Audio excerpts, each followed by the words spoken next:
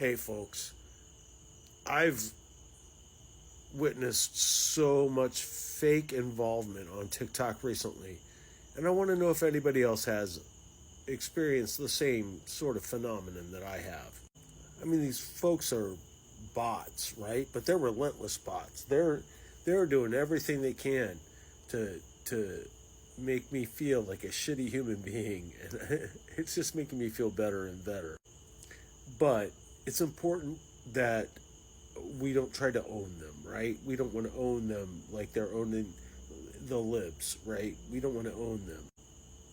However, they're making it quite easy. Someone called me a scab today on one of my posts as a comment. And I thought, I'm not one, but that's a great observation. You know how they're always holding the mirror up to us and saying, see, this is how you are, but it's really how we are. And we just want to make you think that you're like us, right? And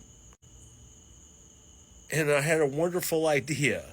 I really did. I thought that scab is the perfect word to describe them.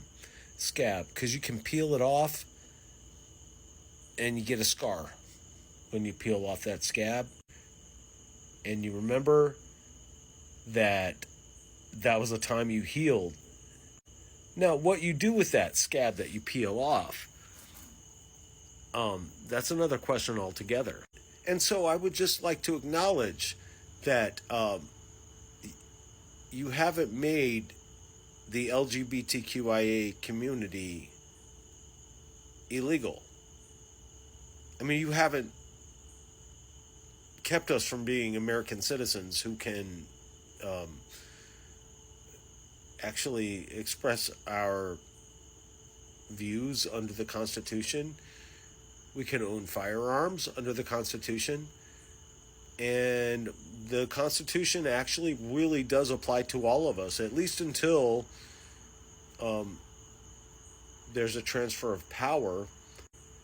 And you're trying to make it really ugly, all of you. I hate that for you, but I like that for us. I've thought for a while now, you bully us, we bully back. It's not healthy. Somebody takes the higher ground, and that's going to have to be me at this point, because I don't see any of you behaving and acting like decent human beings. I can disappear from view. All I got to do is take all my content off of the internet. Sounds difficult. It's really very easy. Just a click of a few buttons. And I would gladly take away my own First Amendment right in order to support my Second Amendment right. Don't fuck with old gay Gen Xers. You're not going to like what's going to happen.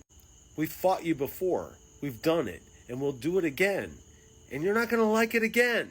It's like the Civil War. We'll do it again and we'll win it again. Civil war. It's about being civil. Having civility.